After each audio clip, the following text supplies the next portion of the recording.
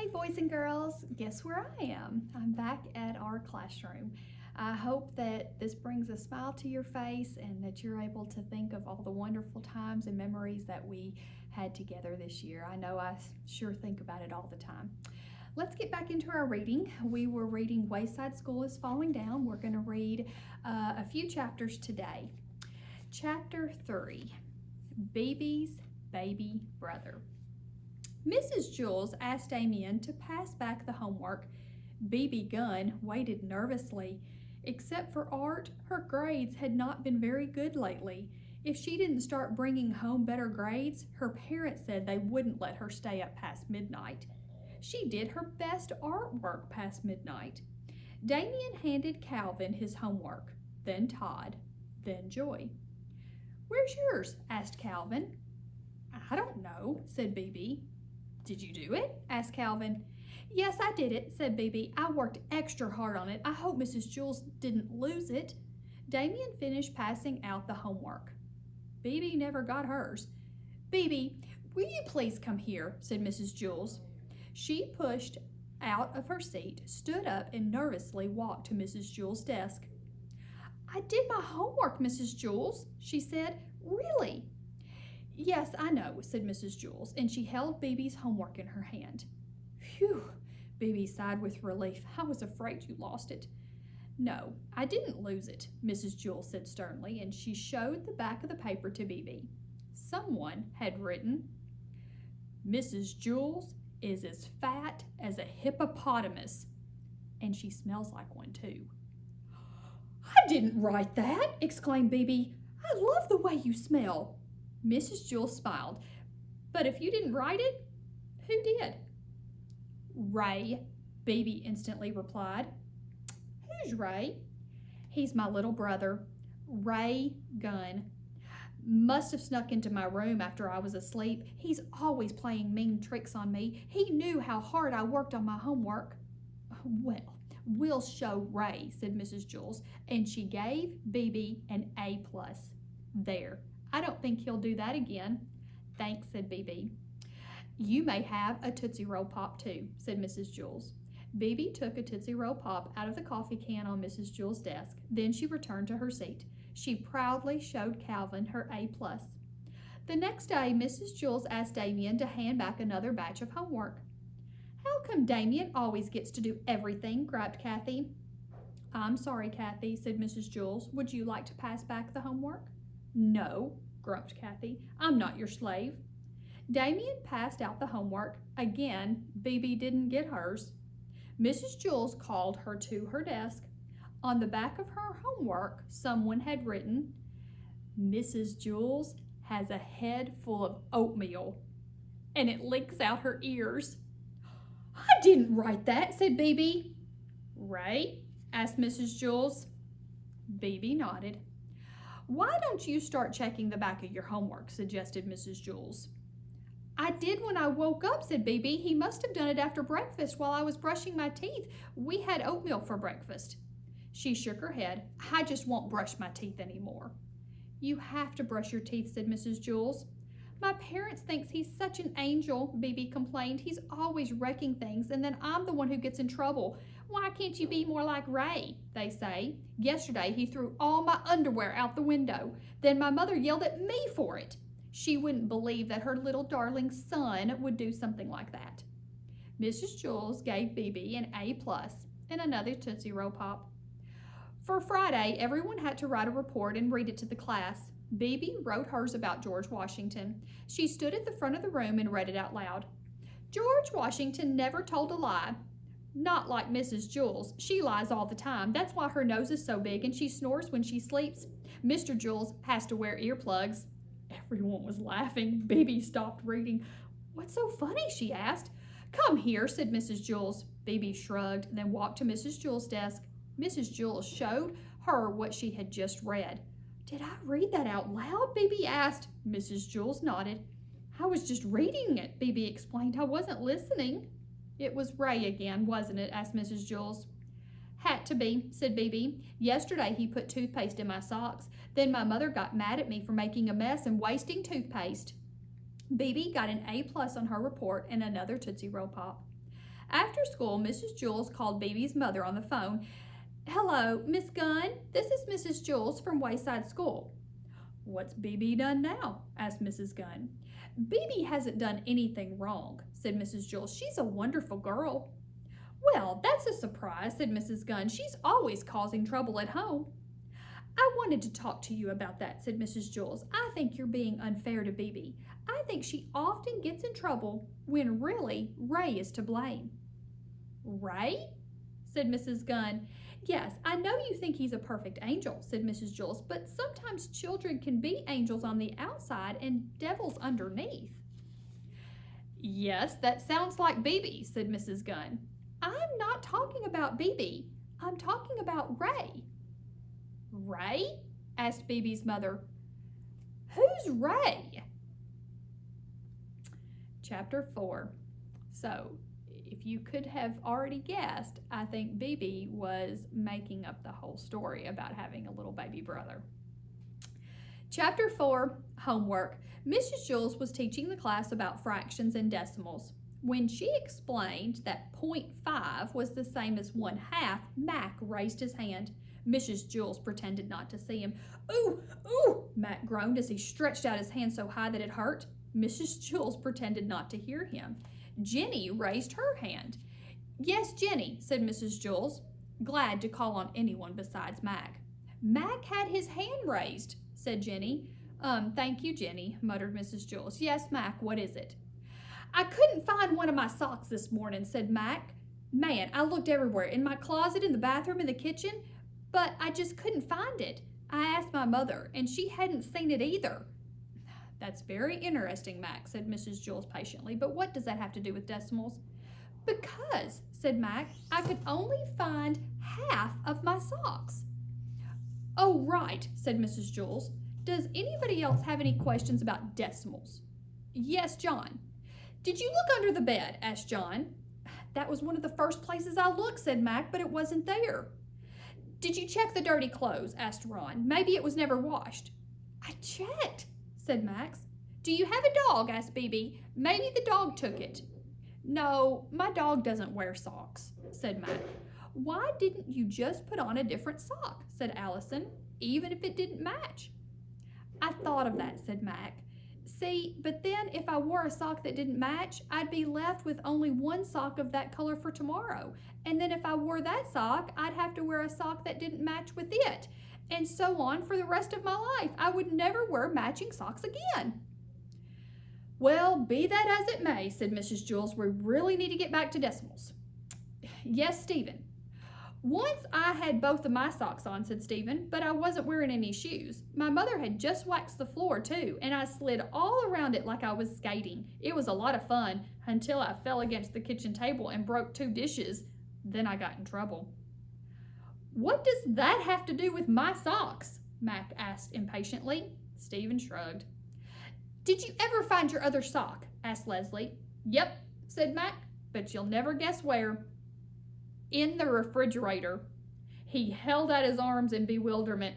"How did it get there?" No one knew.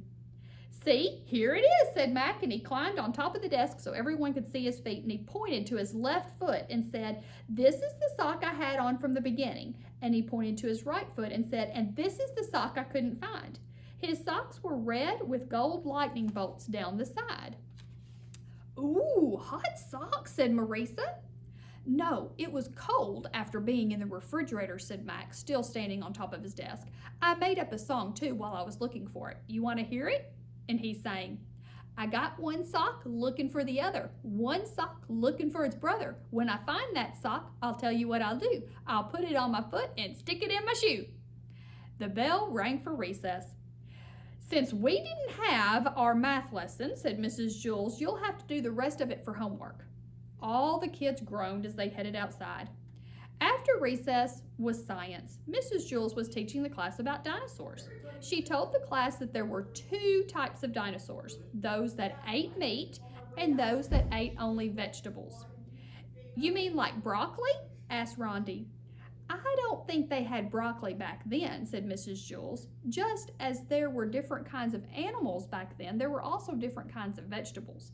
Mac raised his hand. Mrs. Jules pretended not to see him. "Ooh, ooh," Mac groaned. He looked like he was going to explode. Mrs. Jules pretended not to hear him. She called on Myron. "Mac had his hand raised," said Myron. "Thank you, Myron," muttered Mrs. Jules. "Yes, Mac." "My uncle grew the biggest watermelon you ever saw in your whole life. Man, it was huge. It was so heavy, I couldn't even lift it." "Mac, what does that have to do with dinosaurs?" asked Mrs. Jules. "Because that must have been the kind of watermelon that dinosaurs ate," said Mac. "Did you eat it?" asked DJ. "Not all of it," said Mac, shaking his head. "Whew, it was too big for me, and I love watermelon."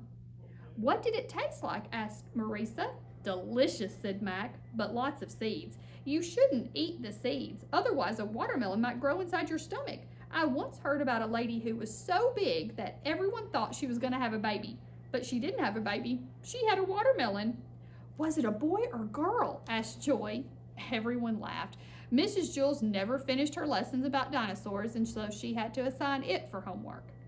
After school, Mac walked home with his girlfriend, Nancy. Nancy's class was on the 23rd floor of Wayside. Mac carried his math book, his science book, his reading book, his language book, and his spelling book. Nancy didn't have any books.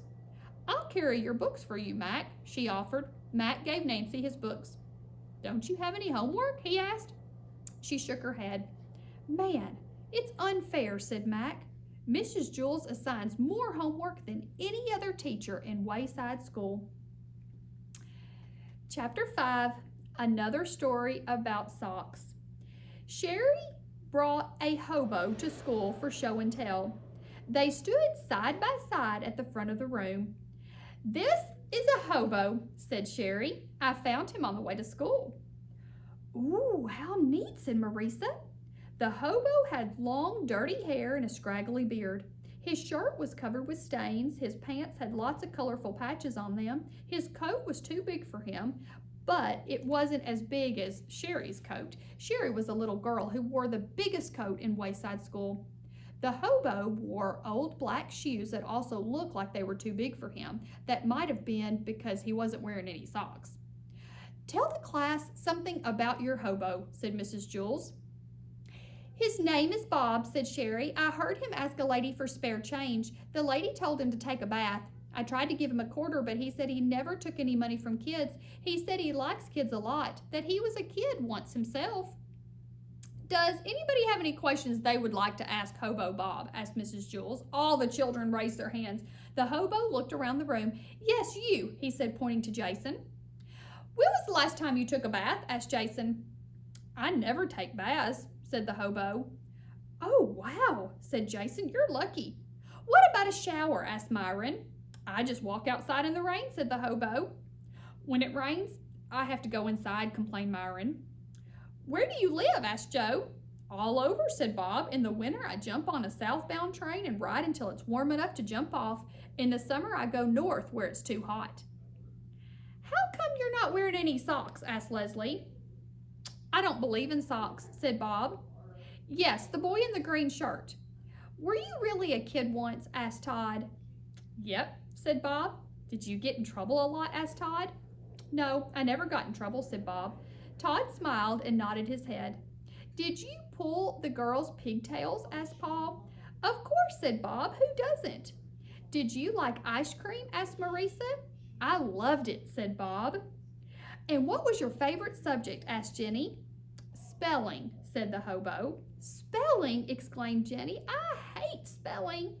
"I once came in first place in a spelling bee out of all the kids in school," Bob said proudly. "Well, how come you become a hobo?" asked Damien. "I mean, if you're such a good speller." "I'm not sure," said Bob. "When you grow up, you're supposed to turn into something. Some kids turn into dentists, other kids turn into bank presidents. I didn't turn into anything, so I became a hobo." "Did you ever get a job?" asked Calvin. "I tried," said Bob, "but nobody would hire me because I didn't wear socks." "So why didn't you just wear socks?" asked Eric Fry. "I told you, I don't believe in socks. Yes, the girl with the cute teeth in front."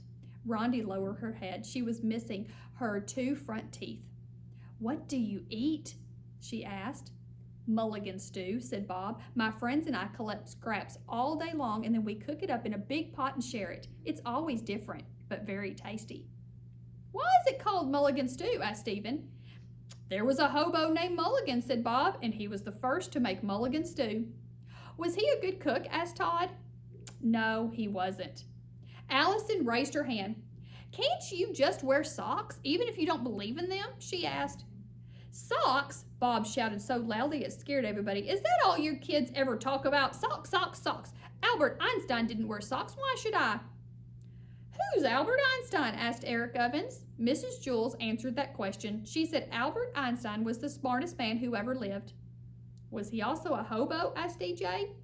No, he was a great scientist, said Mrs. Jules. Why didn't Albert Einstein wear socks? Asked Joy. Because socks make you dumb, said Bob. That's not true, said Mrs. Jules. Albert Einstein was too busy thinking about big important things to remember to put on his socks. Maybe, said Bob, but remember I told you, I won the school spelling bee. Well, the day I won it, I forgot to wear socks. Think about it. So everybody thought about it. So, after that, I never wore socks again, said Bob. Mac raised his hand. Once I could only find one of my socks, Mac said. Man, I looked everywhere, under the bed, in the bathroom, and you'll never guess where I found it. In the refrigerator, said Bob. Mac's mouth dropped open. How did you know? Bob shrugged. Where else? Everybody had lots of questions for Hobo Bob, but Mrs. Jules rang her cowbell. Show and tell is over, she announced. Let's all thank Bob. Thank you, Bob, everybody said together. You're welcome, he replied. Do you know the way out of the school? Asked Sherry. I'm not sure, said Bob. Just go straight down the stairs, said Sherry. Thank you, said Bob. But don't go in the basement, warned Sherry. I won't, said Bob. He shook Sherry's hand, then waved goodbye to the rest of the class and headed out the door. Everybody waved back. Sherry returned to her seat. It was time for their weekly spelling test. Everybody, take out a piece of paper and a pencil, said Mrs. Jules. The first word is, wait a second, said Calvin. I'm not ready yet. Mrs. Jules waited for all the children to take off their socks. Okay, we're going to stop right there. So we've gotten to learn a little bit more about some of the children in Mrs. Jules' class at Wayside School. So like I said, this kind of has a different class environment than some that we might be used to. So I'm hoping you're enjoying the story. I know that I am enjoying reading it to you guys. I just wish we could be in person. I hope you're having a great day, and I'll see you again soon. Bye.